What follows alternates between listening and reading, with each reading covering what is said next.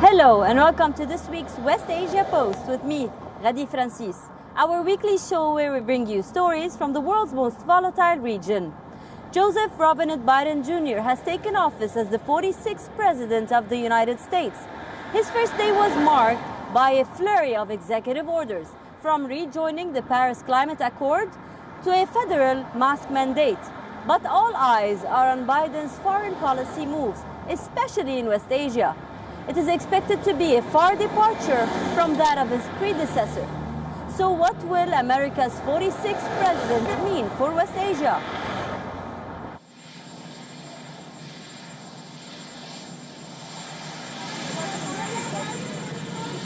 Trump's foreign policy was erratic, but there is no doubt that his presidency left a huge impact in West Asia. Ladies and gentlemen, the President-elect of the United States, Joseph Robinette Biden Jr. and Dr. Jill Biden. As Joseph Robinette Biden Jr. enters the White House, West Asian allies are now waiting to see what Biden does in the region. While analysts believe that Biden will shift back to a more conventional foreign policy, Biden Jr. do solemnly swear. I, Joseph Robinette. The same one that the region has witnessed over years, experts continue to believe that he will make his presence felt in West Asia. A region that is now on the top of every U.S. president's priorities. U.S.-Iran ties were at their lowest under the Trump regime. Donald Trump withdrew from the Iran nuclear treaty and imposed strict sanctions, crippling Iran's economy. But Joe Biden promises an attempt to breathe new life into the nuclear pact. Biden slammed Trump's withdrawal as a dangerous failure and has often pledged to reverse Trump's withdrawal. But this is only if Iran moves back into compliance with its nuclear obligations.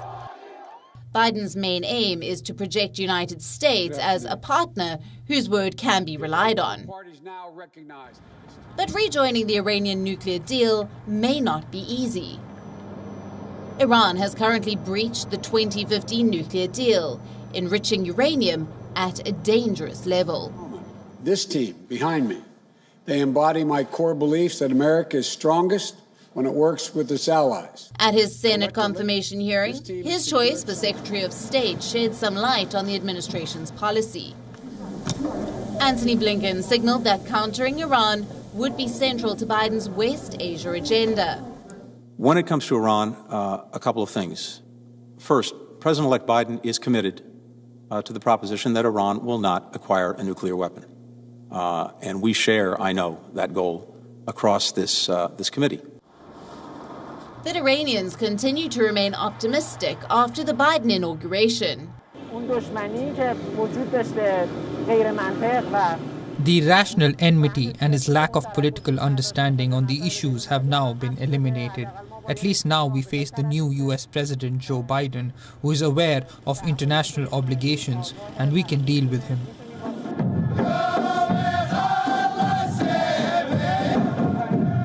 Under Donald Trump, Saudi Arabia had a long rope. The president overlooked the kingdom's dismal human rights record. The murder of Khashoggi and the war in Yemen did not bother Donald Trump, but under Biden, that could change. And Riyadh realizes this.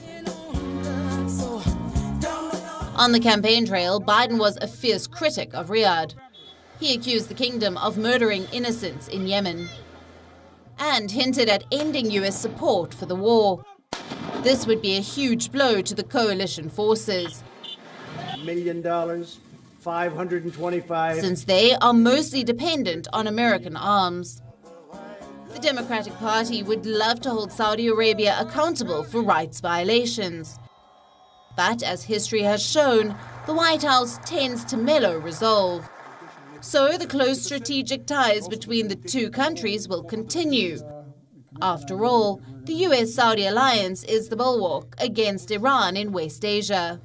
But the unconditional support from the White House is likely at an end. This was signaled in the administration's decision to declassify the Khashoggi report. This could mean that the US would officially blame Saudi Arabia for the murder of the Washington Post journalist.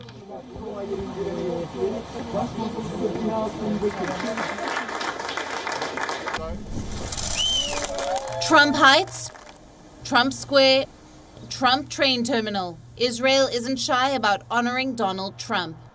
He was widely admired among Israelis for his staunch support of their country. He was good for Israel. He did nice things for us. He came toward us like any other, not like any other president in the past. We will miss him, but hopefully Biden will be as good for Israel as Trump was.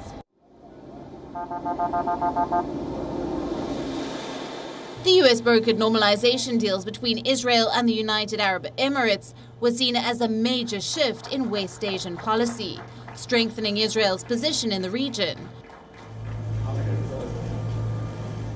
But in the Palestinian territories, no US president was openly reviled as much as Trump. It is time to officially recognize Jerusalem as the capital of Israel. While Biden is unlikely to reverse any of Trump's major Israel policy moves, he has voiced support for restoring support for Palestine. Biden and his team have said that they will restore ties with the Palestinians, reinstating aid and rejecting unilateral decisions on Israel's settlements.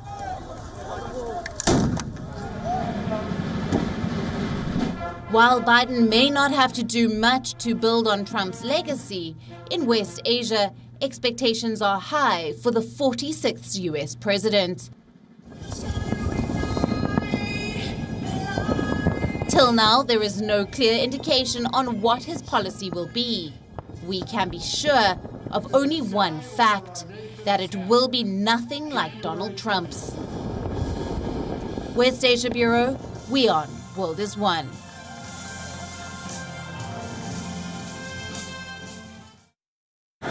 Like always, we will continue to bring you all the latest updates from the heart of the conflict. But don't go anywhere, we have a lot more lined up for you on today's episode. But first, as usual, let's take a look at what else is making headlines across West Asia. The Twitter account of Iran's Supreme Leader Ayatollah Ali Khamenei carries the image of a golfer resembling former President Donald Trump, apparently being targeted by a drone. The post vows revenge over the killing of top Iranian General Qasem Soleimani in a US drone attack last year.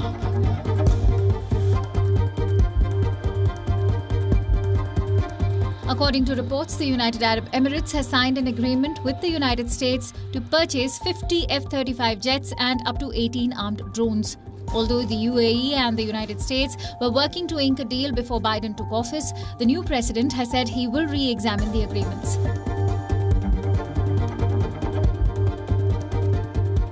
Floods are wreaking havoc in northwest Syria. One child has died while tens of thousands of people have been displaced. Most of the makeshift camps for families displaced by war have also been damaged.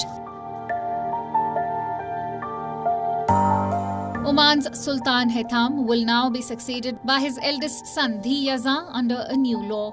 Crown Prince Dhi Yaza bin Haitham is the first royal in Oman's modern history to be named heir apparent. This creates a clear succession plan after the uncertainty that surrounded Sultan Qaboos's death last year. A twin suicide attack killed several people and injured others in a crowded Baghdad market. This is a rare, deadly attack in the Iraqi capital, which has seen no such bombings since 2017. Our next report brings you all the details.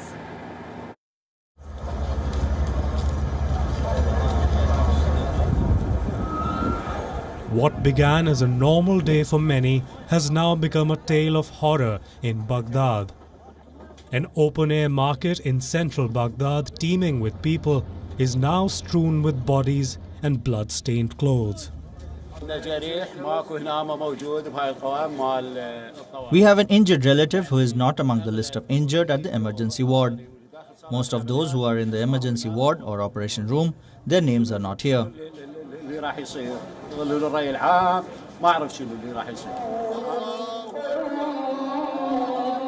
It is being called the deadliest attack in 3 years. Central Baghdad was rocked by twin bombings. Over 30 lives have been lost. Several others remain injured in the Iraqi capital.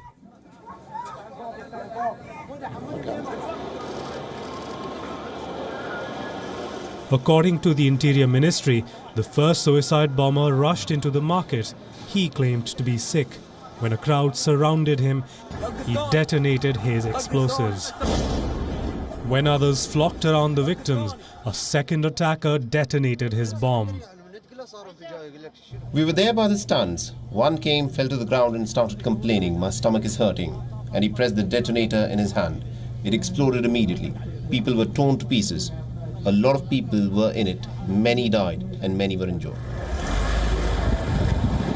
The Islamic State has now claimed responsibility for the attack. While suicide attacks were once a daily occurrence in Baghdad, the city has seen almost no such bombings since the defeat of the Islamic State. This was the bloodiest incident in Baghdad since January 2018, when a suicide bomber killed more than 30 people in the same square.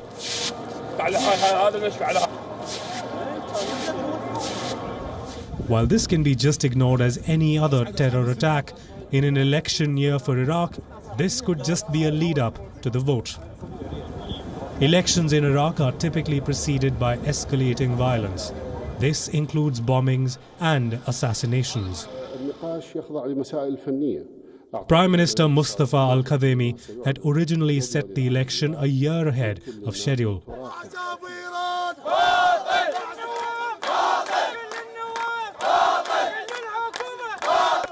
This was in response to widespread protests in 2019.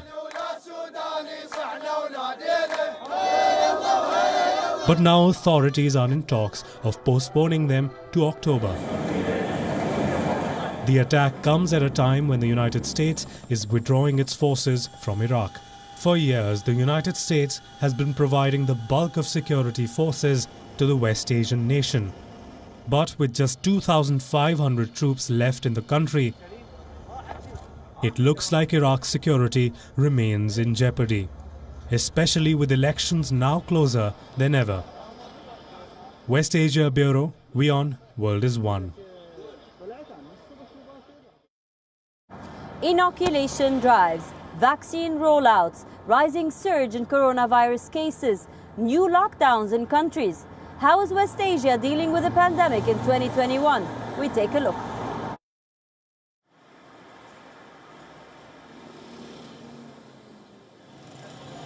It's a new year in West Asia, and vaccines have reached the region. Jordan has started its vaccination program, planning to inoculate 1 in 4 of its 10 million population. Jordan's King Abdullah was even seen receiving a COVID-19 jab in Amman. The picture is similar to that of Turkey. A massive inoculation drive has begun in the country, with Turkey administering China's Sinovac vaccine to health workers.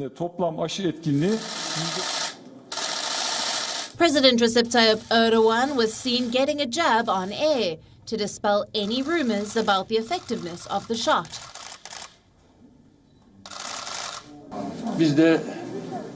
As the government, we will do everything we can. We are using every means available. Hopefully, following the initial 3 million doses, an additional 25 to 30 million doses will arrive subsequently. We will complete the amount of vaccines coming from China to 50 million.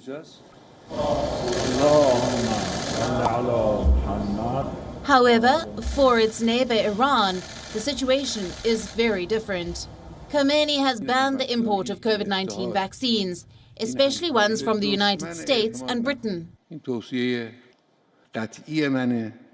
The Iranian supreme leader labeled them as untrustworthy, but assured that Iran could obtain vaccines from other reliable places.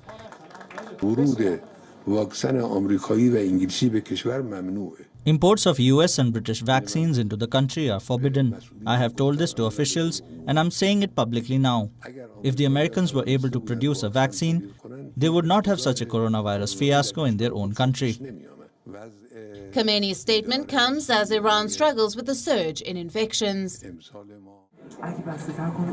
Iran has already launched human trials of its first domestic COVID-19 vaccine. The country is claiming that this vaccine will help Iran defeat the pandemic. Despite US sanctions that affect its ability to import vaccines. On the other hand, Iran's longtime foe, Israel, is vaccinating at a record pace.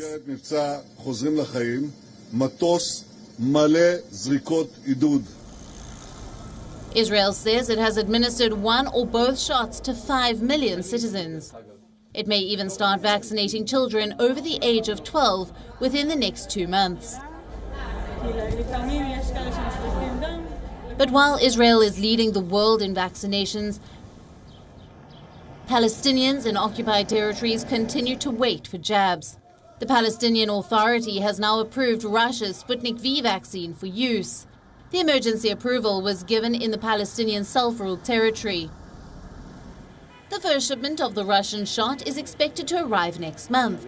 But even as countries administer vaccines, fears of a new strain and surge in cases haunt West Asia.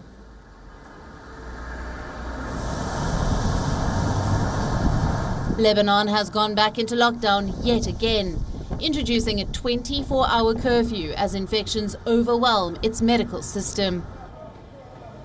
People in Beirut queued outside supermarkets ahead of a 24-hour curfew. A financial crisis in the country has led to resistance against the lockdown. But with hospitals running out of facilities to treat critically ill patients, the image that is always on my mind is just the hospital beds that are completely full.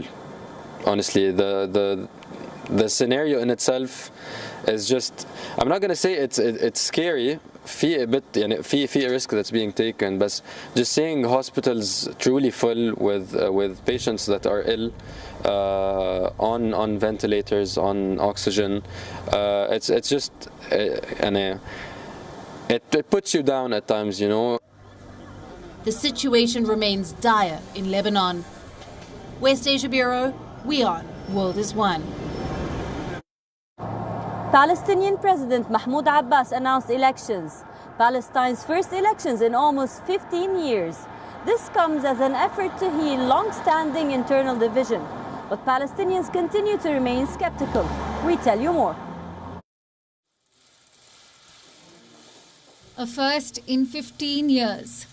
Palestinians are all set to hold national election. President Mahmoud Abbas has announced parliamentary and presidential elections. Legislative polls are set to take place on May 22nd, while a presidential vote will be held on July 31st. Some 2.8 million Palestinians live in the West Bank. While the densely populated Gaza Strip is home to another 2 million, Abbas's Fatah party and the Hamas have long expressed interest in taking Palestinians back to the polls. A long-standing rivalry between the two main factions had stalled polls until now. The last parliamentary election in 2006 saw Hamas win an unexpected landslide. The polls resulted in a brief unity government, but it soon collapsed. And in 2007, bloody clashes erupted in the Gaza Strip between the two principal Palestinian factions, and the Hamas ended up seizing control of Gaza. Numerous attempts at reconciliation failed to close the rift.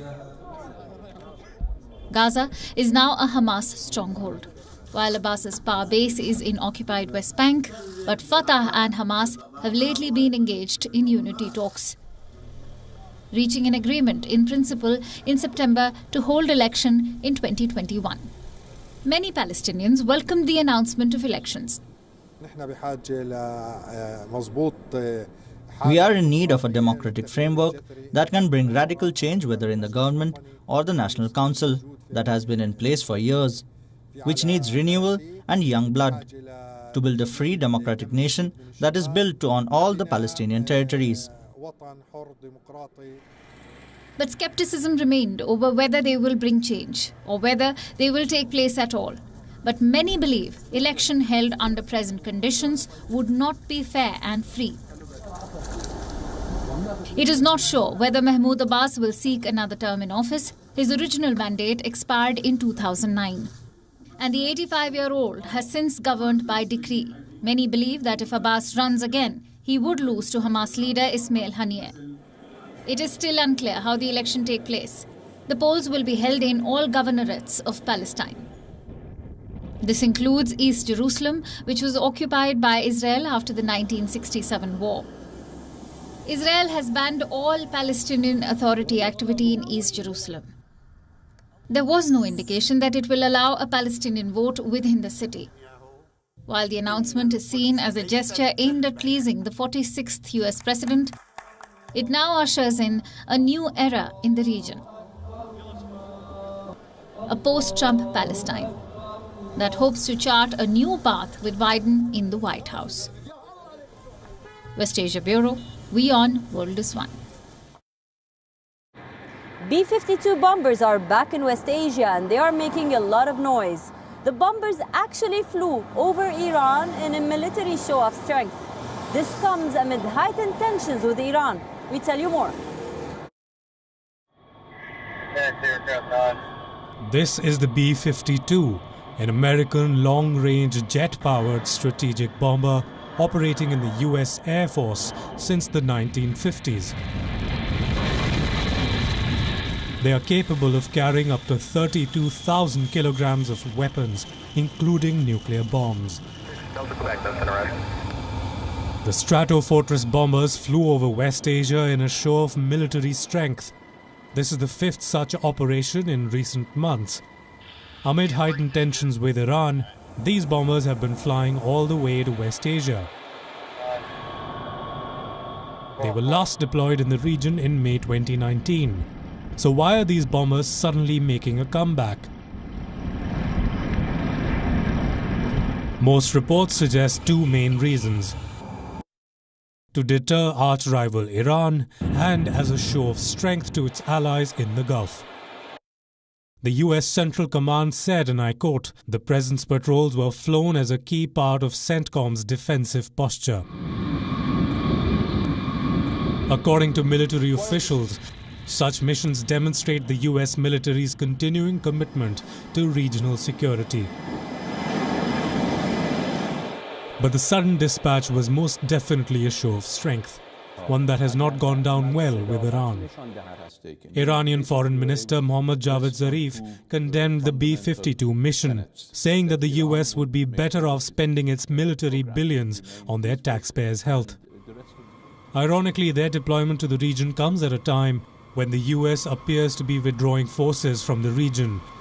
The shake-up and the deployment of the B-52s now brings changes.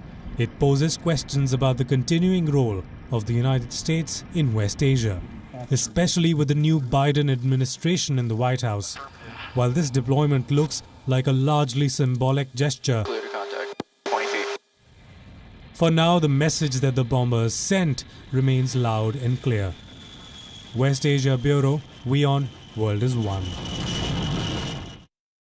That's all we have for you on this episode of the West Asia Post. I will see you next week with a brand new lineup, bringing you more stories from the world's most volatile region. Until then, stay home, stay safe. I am Ghadi Francis, and you are watching WION World is One.